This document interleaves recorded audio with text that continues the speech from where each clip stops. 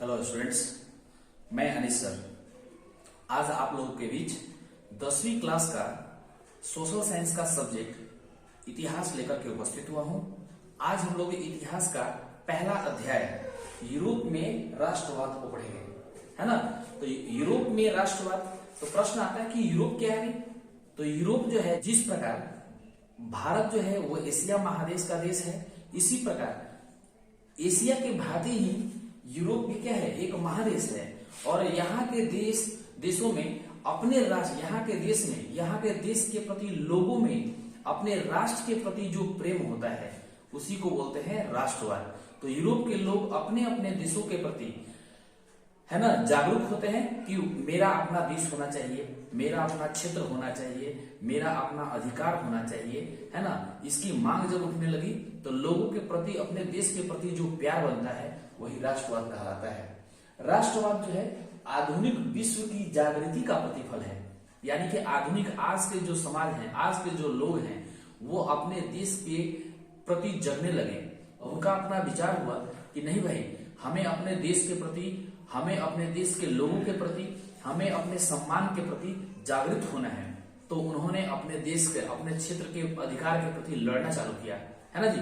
तो ये राष्ट्रवाद के प्रति आता है। दूसरा नंबर टॉपिक जो इसमें आता है हमारे पास है कि राष्ट्रवाद ऐसी भावना है जो किसी विशेष भौगोलिक, सामाजिक और सांस्कृतिक या सामाजिक परिवेश, तो आता है कि भौगोलिक का मतलब क्या, कि उत्तर से दक्षिण, पूरब से पश्चिम का जो हमारा क्षेत्र है, हमारा मतलब उस देश का क्षेत्र, ठीक है ना। उसके बाद में सामाजिक, तो हर देश के अपने अपने कुछ सामाजिक संस्कृतियां, सामाजिक परिवेश होते हैं, तो उसका संरक्षण करना। और सांस्कृतिक हो गया, और सामाजिक परिवेश यानी कि जिस प्रकार, जैसे कोई देश जो है यदि किसी दूसरे देश को अपने अधीन कर लेता है, जैसे अपना उपनिवेश बना था।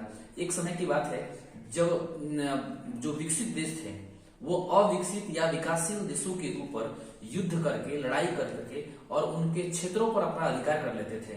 तो यह जो है, यानी कि विकसित देश के द्वारा अविकसित देशों को अपने अधीन रख लेना ही उपनिवेशीकरण कहलाया। यानी कि उपनिवेश मतलब अपना गुलाम बना लेना कहते हैं।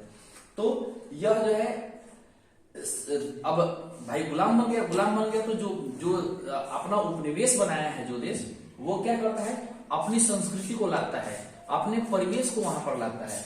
उसके बाद में राष्ट्रवाद की भावना का बीजारोपण यूरोप में पुनर्जागरण के काल से हुआ था। तो यूरोप में जो है राष्ट्रवाद की जो भावना है, यानी कि राष्ट्रवाद की जो भावना का बीजारोपण है, जो यूरोप में पुनर्जागरण, यानी कि वहां के लोग, एक समय ऐसा होगा ना, पुनर्जागरण के काल से कह रहा है। पुनर्जागरण का मतलब होता है कि फिर से जगे होंगे लोग, यानी कि इससे पहले भी उन्होंने अपने राष्ट्र के लिए, अपने राष्ट्र के प्रति प्रेम दिखाया होगा, लेकिन वहां के जो शासक होंगे, वहां के जो निरंकुश शासक होंगे, है ना, वहां के जो राजतंत्र होंगे, उन्होंने उनकी बातों को दबाया होगा। यानी कि वहां पर प्रजातंत्र का अधिकार मिला नहीं होगा, है ना जी। तो पुनः जो है इसकी भावना का बीजारोपण कहाँ हुआ, यूरोप में हुआ, ठीक है। और इसमें सबसे बड़ा जो योगदान आता है 1789 की जो फ्रांस की क्रांति है। फ्रांस की क्रांति जो है इसको और उन्नत बनाता है। यानी कि लोगों के मन में, लोग वहां, हर यूरोप के देश में रहने वाले जो नागरिक थे, उनके मन में अपने राष्ट्र के प्रति प्रेम को जगाता है, ठीक है। और यही 19वीं शताब्दी में यह उन्नत और आक्रामक रूप से आता है। यानी कि लोग कहते हैं कि नहीं, मुझे अब ऐसे शासक नहीं चाहिए जो हमें प्यार नहीं करते हैं, जो हमें नहीं देखते हैं, जो सिर्फ महलों में रहते हैं, हमारे अपनी और सिर्फ अपनी भलाई चाहते हैं, हमारे बारे में तो कुछ सोचते ही नहीं है ना। उसके बाद में आता है कि यूरोप में राष्ट्रीयता की भावना के विकास में फ्रांस की क्रांति, हमने जस्ट कभी कहा है कि 1789 ईस्वी में जो फ्रांस की क्रांति है, इसका बहुत बड़ा योगदान रहा। क्यों? क्योंकि यहाँ के लोगों को यह लगा कि नहीं भाई, हम राजतंत्र के अलावा और भी कुछ है हमारे जीवन में। यानी कि हम अपने बच्चों को अपने माध्यम से शिक्षा दे पाएंगे, अपने लोगों को अपने माध्यम से हम एक साथ मिल करके रह पाएंगे। हम निरंकुश शासक जो है, हमारे ऊपर बेकार के जो कर्ज, जो बोझ और अपना मन जो है, अपनी बातों को जो रख देते हैं, उनको मजबूरी बस हमें मानना पड़ता है, हम इनसे बाहर निकल सकते हैं।